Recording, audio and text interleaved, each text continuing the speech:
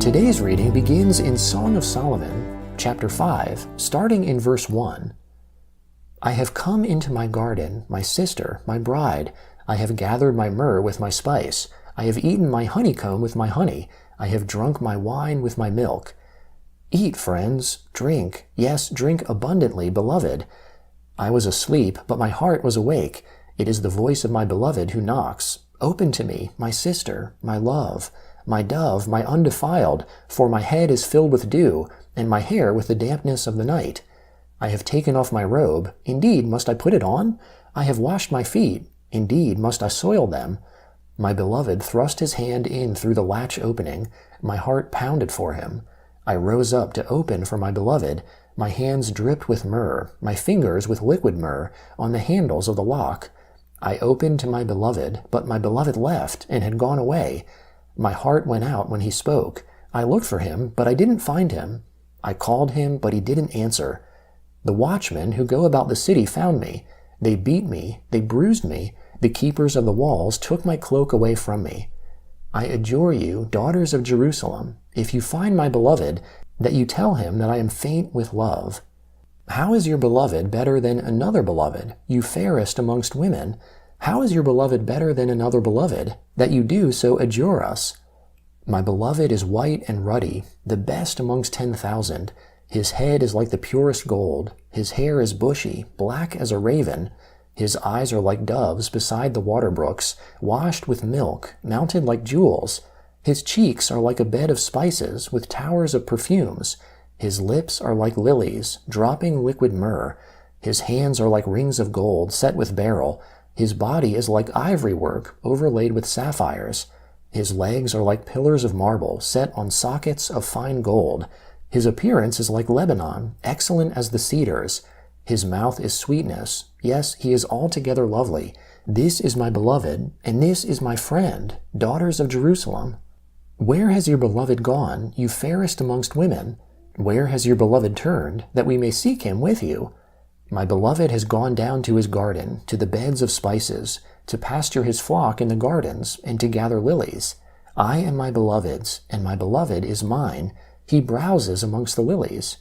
You are beautiful, my love, as Tirzah, lovely as Jerusalem, awesome as an army with banners. Turn away your eyes from me, for they have overcome me. Your hair is like a flock of goats that lie along the side of Gilead. Your teeth are like a flock of ewes, which have come up from the washing, of which every one has twins, not one is bereaved amongst them. Your temples are like a piece of a pomegranate behind your veil. There are 60 queens, 80 concubines, and virgins without number. My dove, my perfect one, is unique. She is her mother's only daughter. She is the favorite one of her who bore her. The daughters saw her and called her blessed. The queens and the concubines saw her, and they praised her.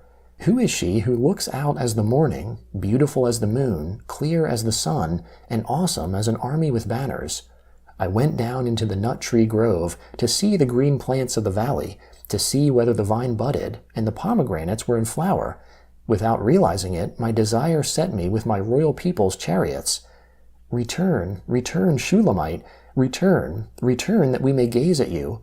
Why do you desire to gaze at the Shulamite, as at the dance of Mahanaim?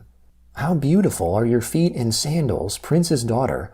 Your rounded thighs are like jewels, the work of the hands of a skillful workman. Your body is like a round goblet, no mixed wine is wanting.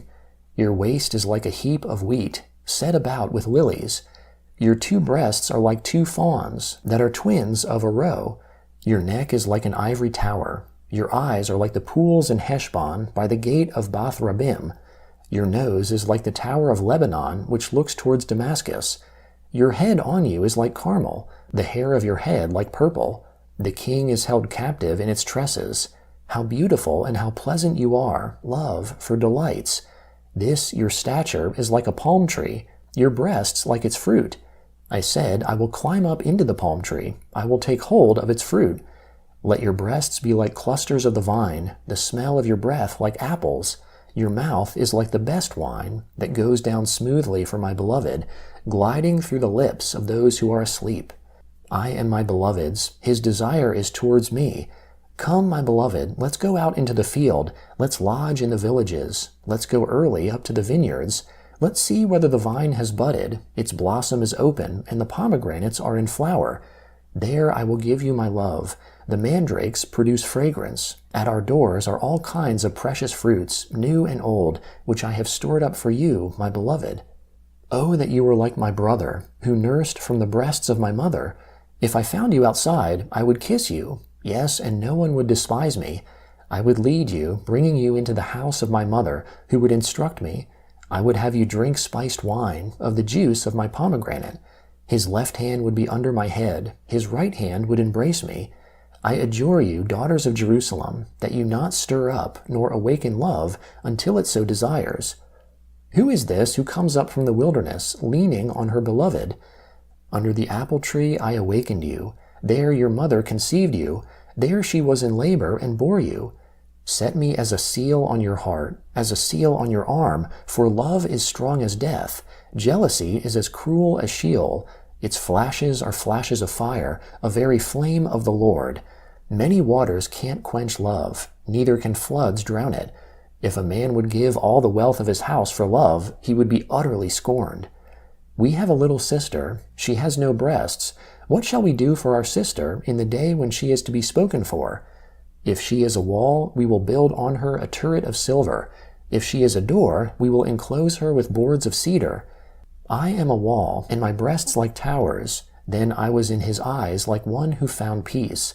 Solomon had a vineyard at Baal-Hamon. He leased out the vineyard to keepers. Each was to bring 1,000 shekels of silver for its fruit.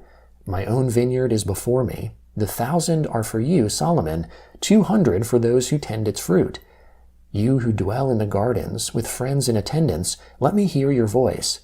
Come away, my beloved, be like a gazelle or a young stag on the mountains of spices. The second letter of Paul to the Corinthians, chapter 9, beginning in verse 1. It is indeed unnecessary for me to write to you concerning the service to the saints, for I know your readiness, of which I boast on your behalf to those of Macedonia, that Achaia has been prepared for the past year. Your zeal has stirred up very many of them, but I have sent the brothers so that our boasting on your behalf may not be in vain in this respect, that, just as I said, you may be prepared, lest by any means, if anyone from Macedonia comes there with me and finds you unprepared, we, to say nothing of you, would be disappointed in this confident boasting. I thought it necessary, therefore, to entreat the brothers that they would go before to you and arrange ahead of time the generous gift that you promised before, that the same might be ready as a matter of generosity and not of greediness. Remember this, he who sows sparingly will also reap sparingly. He who sows bountifully will also reap bountifully.